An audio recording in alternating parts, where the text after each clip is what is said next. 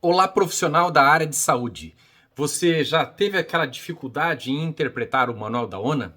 Fica com dúvida ao ler aqueles termos, não consegue produzir uma evidência ou fica com dúvida o que o manual quer dizer com aquela frase naquele requisito de padrão?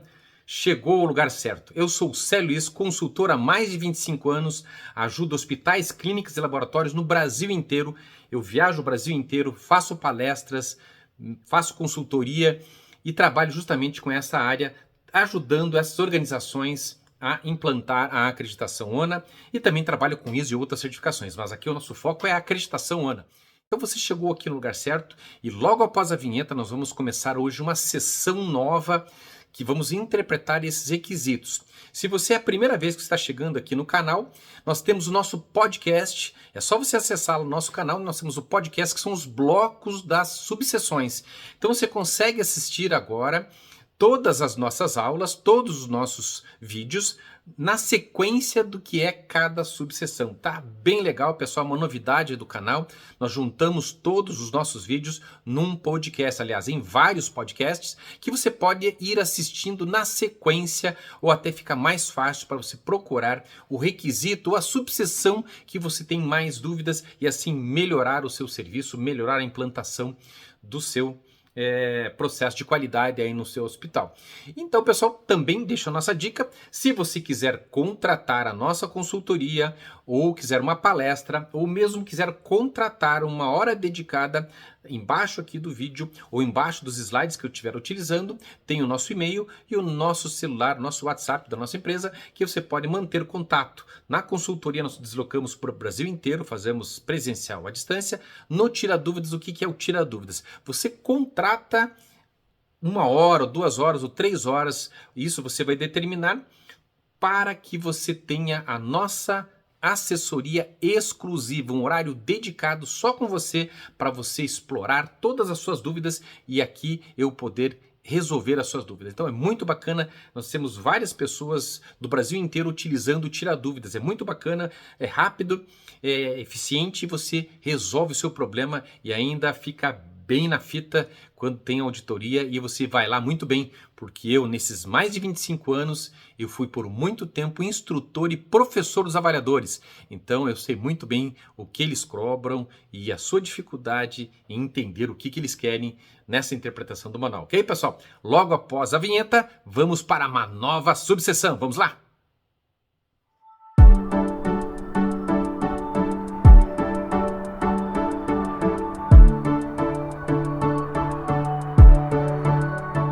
Estamos interpretando o Manual da ONA, lembrando NA de serviços hospitalares, né? Interpretando esses requisitos com as dicas práticas. Então vamos para a nossa interpretação do que é essa nova subseção. Essa subseção, pessoal, é a gestão do acesso, muito importante. Como é que funciona a gestão do acesso para hospitais, clínicas, laboratórios? Quais são os critérios que eu preciso utilizar e observar dentro dessa subseção? Então, basicamente, na descrição, ela é muito clara. Eu até deixei em negrito para vocês poderem observar. Então, são todas as ações voltadas para o quê? Para o atendimento, recepção, admissão. E aqui também entra o quê, ó, pessoal? Transferência do paciente, orientação e alta, ou seja, desde a entrada até a saída deste paciente dentro da sua organização hospitalar. Lógico, nós vamos fazer toda essa interpretação de acordo com o grau de complexidade e especialização da organização. E lógico, também nesse sentido vai depender, né? Tudo que é aplicável no laboratório, tudo que é aplicado numa clínica, num grande hospital, nós vamos estar analisando tudo isso e principalmente essa articulação de comunicação com outras organizações, quando, por exemplo, eu preciso encaminhar ou retornar um paciente dentro da minha instituição. Sempre, como a ONA sempre coloca, atendendo aos padrões de qualidade, para quê? Para reduzir ao mínimo aceitável o risco de dano do paciente. Então, bem interessante, uma visão geral, que embora fale de gestão do acesso, né, seria uma gestão do trânsito do paciente dentro ou fora desse hospital. E como padrão, a ser atingido, ou ser o padrão a ser atingido, melhor falando, para o nível 1, ou seja, são todas aquelas ações que visam atender a essas questões de acesso, né? Agilidade na identificação das necessidades do paciente e as articulações, né, pessoal, voltadas para essa continuidade do cuidado. Bem interessante, é uma subseção nova que nós vamos trabalhando com vocês. Então, relembrando vocês também que agora nós temos um podcast, que é a reunião de todos esses vídeos. Então, nós vamos estar liberando esses vídeos todas as semanas que a gente for gravando. Nós gravamos de 1 a 2 vídeos por semana. E ao final do bloco, a hora que nós concluímos a nossa gravação de todos os requisitos do padrão, nós transformamos todas essas aulas, ou melhor, todos esses vídeos, num grande podcast sequencial, facilitando o seu acesso e melhorando aí a experiência para você entender e compreender as dúvidas desse manual. Ok? Vamos para o próximo e primeiro requisito desta subseção? Requisito número 1. Dispõe e mantenha capacidade instalada adequada e suficiente para o perfil epidemiológico e necessidades da população atendida. A orientação, ele fala um conceito da Organização Mundial de Saúde, que o que ele fala, né? O que é a capacidade instalada, o que ele está se referindo? É a prestação de cuidados de saúde oportuna, ou seja, tem que ser oportuno, geograficamente razoável e fornecida em um ambiente onde as habilidades e recursos são apropriados às necessidades de saúde. Então, pessoal, o que é isso, né? É a capacidade que eu tenho instalada. Basicamente é isso, né? Dispor dos recursos oportunos para aquele momento, na hora que eu preciso, do momento que eu preciso, de acordo com as necessidades do paciente. O que a gente tem como evidência? Então aqui eu estou mudando, né, nessa subseção, a gente muda um pouquinho o layout das nossas aulas, dividindo em 3 bloquinhos. As evidências, por quê? Porque você vai traduzir isso sempre através do quê? Através dos procedimentos, através dos formulários, através dos fluxos. Então, tudo isso vai transformar no quê? Num POP. E agora a gente separa um pouquinho e coloca uma dica prática, alguma outra dica que possa, eventualmente, contribuir com vocês aí dentro dessas novas dicas. Então, basicamente, pessoal, o que você vai ter nesse caso aí de capacidade instalada? É o procedimento e formulários definindo o quê? Como é que eu defino a capacidade instalada? Através de uma grande tabela, onde que você vai colocar tudo que você tem disponível naquele local. Então, se eu tenho um laboratório de análises clínicas, o que eu vou determinar? Eu vou criar uma folha, um procedimento dizendo o seguinte: quantas cadeiras eu tenho na recepção, quantos boxes de recepção, quantos boxes de coleta eu tenho, qual que é a capacidade que eu tenho, né? Qual que é a taxa de ocupação dessas salas de coleta, qual que é o tempo médio de espera desse paciente para ser atendido no laboratório. Se eu tenho uma unidade básica de saúde, eu tenho um ambulatório, qual que é o número de cadeiras reservadas para esse paciente, tem paciente que fica de pé, quantos recepcionistas eu tenho, quantos consultórios eu tenho, quantas salas de curativo eu tenho, quantos pacientes eu consigo atender em cada momento, ou seja, uma grande tabela que você vai mostrar de acordo que você tem essa tabela, essa capacidade instalada dentro da sua organização e como você utiliza ela. Então, basicamente, uma tabela de Excel que você vai demonstrar uma relação desses serviços aí que fica a nossa dica. Como eu falei no início do nosso vídeo, aqui bem no rodapé dos nossos vídeos, tem ali o nosso contato e o nosso WhatsApp, caso você queira contratar uma consultoria, uma palestra ou um tirar dúvidas para sua organização ou para você enquanto profissional. Beleza, pessoal? Vamos para o próximo requisito? Requisito número 2. Dispõe e mantém corpo técnico adequado e suficiente ao perfil epidemiológico e necessidades da população atendida.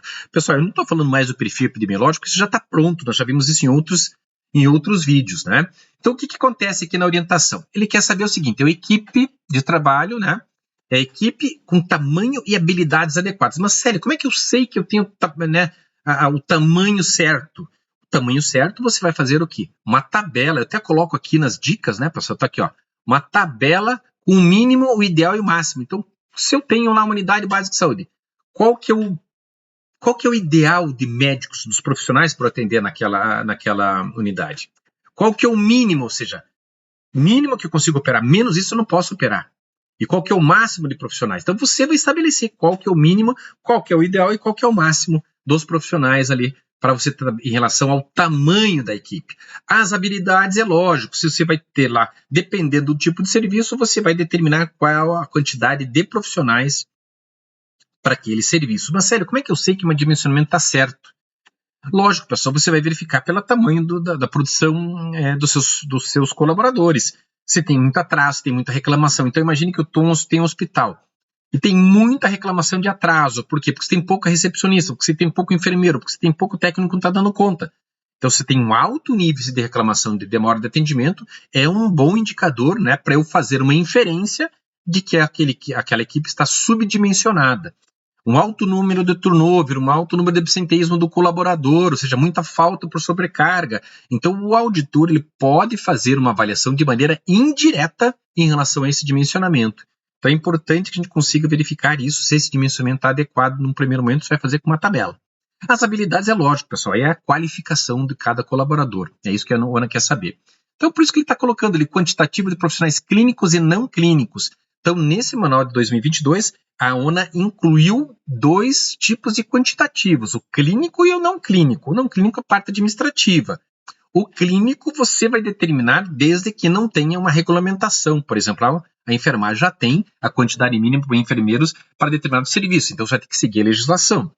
Outras classes ainda não têm um dimensionamento máximo ou mínimo ideal. Mas, por exemplo, o Conselho Regional de Farmácia exige que tenha um farmacêutico presente no hospital, na clínica, dependendo do período, dependendo do tipo de serviço. Então, percebe? Então, nos profissionais clínicos, se a legislação não determinar, você vai fazer uma escala de acordo com as sugestões. Você pode adotar algumas escalas, escala de Fungulin, para determinar o que é o nível de dependência. Então, é assim que eu determino nos profissionais clínicos o grau de dependência, por exemplo, da equipe de enfermagem, ou o grau de dependência do profissional técnico. É aí que você vai determinar a quantidade de profissionais clínicos.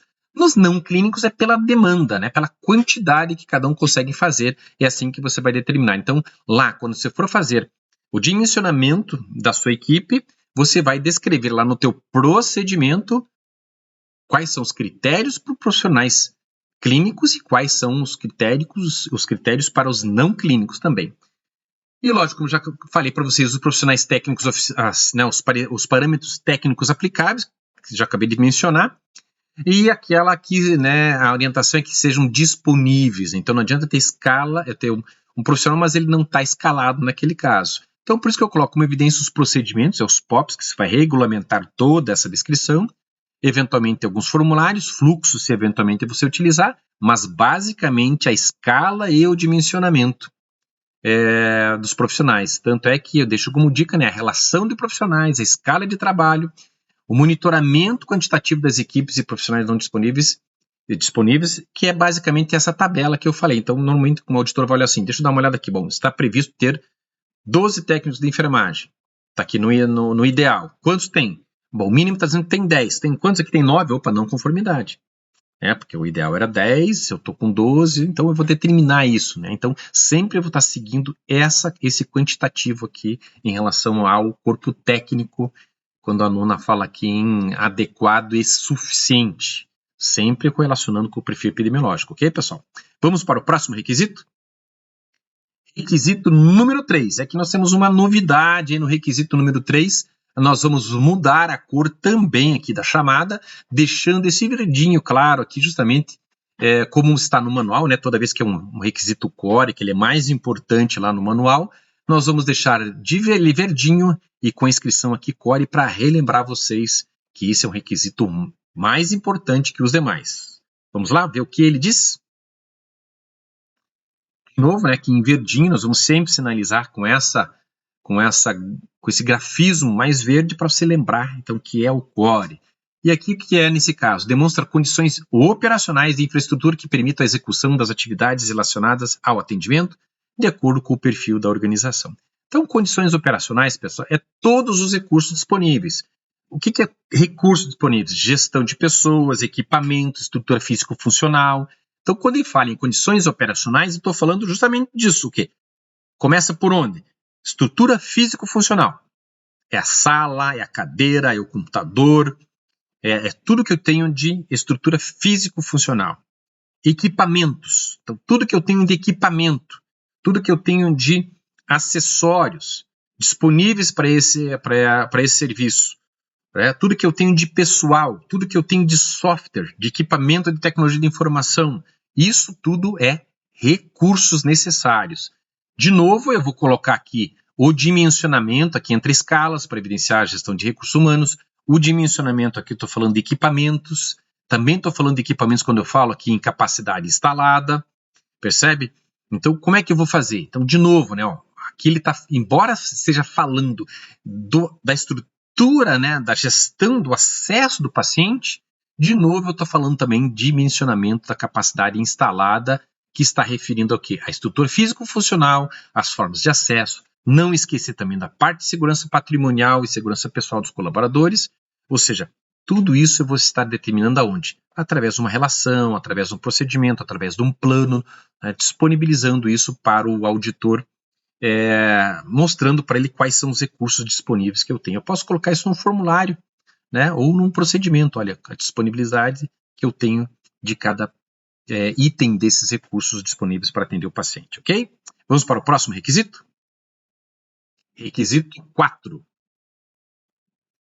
Demonstra que os serviços de remoção, próprios ou não, hein, pessoal, são qualificados e avaliados periodicamente para o transporte seguro dos pacientes. É importante aqui a situação do transporte, né? Então, se o hospital ele utiliza de um terceiro para fazer o seu transporte do seu paciente, ou recebe de alguém, ele contratado para ir lá buscar e trazer esse paciente, nós temos que analisar e qualificar esse transporte aqui.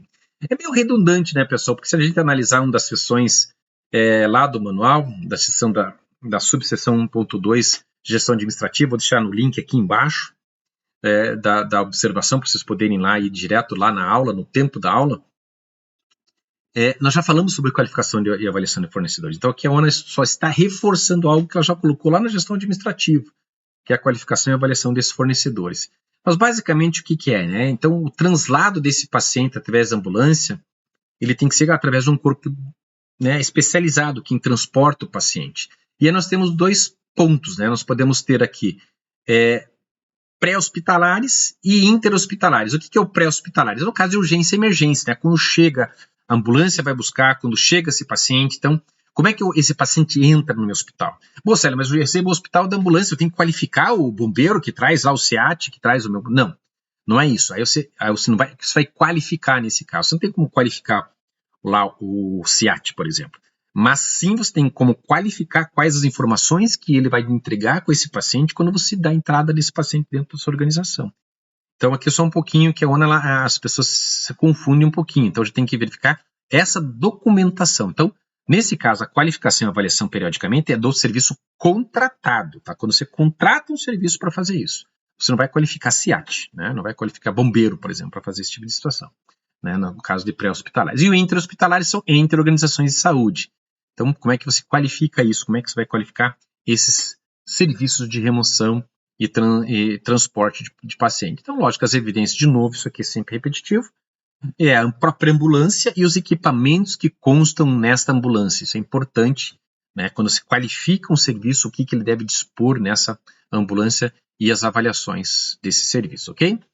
Lógico, aqui a formalização com o prestador de serviço, lógico, quando for aplicável, e aqui é o contrato, né? Então a evidência aqui que a ONA sugere é o contrato de prestação de serviço, o atendimento aos protocolos, né? Isso que eu acabei de falar, quais são os protocolos que ele deve atender para prestar o serviço, e também a famosa qualificação e avaliação de fornecedores, que a gente já viu isso lá na seção 1.2, que eu deixo de novo falando para vocês aqui na descrição do vídeo, que é a seção 1.2, gestão administrativa, nós falamos sobre isso. Então, se você não assistiu o nosso vídeo, tá o link aqui embaixo, só buscar lá, seção 1.2 é o requisito, é o segundo requisito, o requisito número 2, que você vai procurar nessa subseção que fala sobre qualificação e avaliação de fornecedores, ok?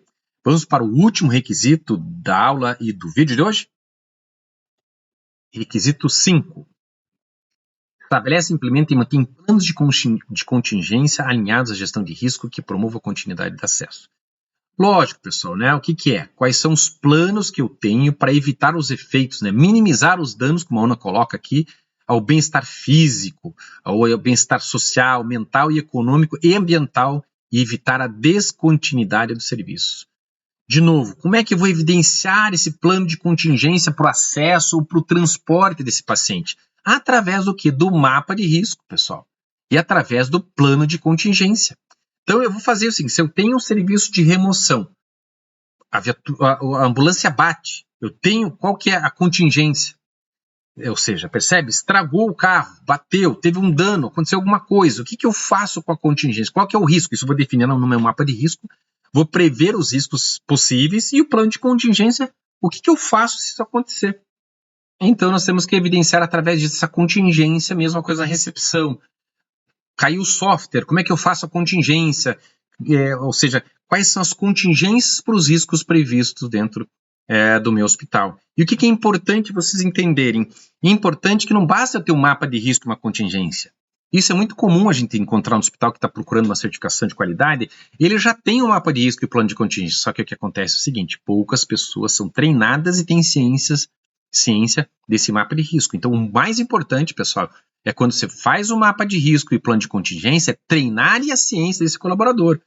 Que é justamente ali que ele tem. Ele não precisa decorar o plano de contingência, não precisa decorar o mapa de risco, ele precisa saber o que fazer, onde procurar esse mapa de risco para entender e localizar essas informações disponíveis para ele entender e saber utilizar na hora que ele precisar, ok? Chegamos então, pessoal, ao final de mais um bloco e mais uma subseção. E aqui, peço mais uma vez, dá o seu like, escreve lá algum comentário para que o YouTube entenda como é relevante. Compartilhe com um amigo, compartilhe, por mais que ele não te dê retorno, mas compartilhe com o seu colega, com o seu chefe, com o seu colega de trabalho. Compartilhe o nosso vídeo para que mais pessoas tenham acesso e que o YouTube entenda como é relevante e distribua esse nosso canal para mais pessoas, para que mais pessoas tenham esse conhecimento e consigam resolver os seus problemas com a nossa ajuda do dia a dia. Volto a lembrar, se quiser contratar a nossa consultoria, a nossa mentoria, o nosso Tira Dúvidas, a descrição estão aqui nas páginas que eu passei para vocês ou na descrição aqui do nosso vídeo, que você pode contratar a nossa equipe que pode atender você do Iapoque ao Chuí, no Brasil inteiro, presencialmente ou à distância ou por uma call aí que a gente pode fazer aí pelas vias da internet. Ok, pessoal? Até o próximo vídeo.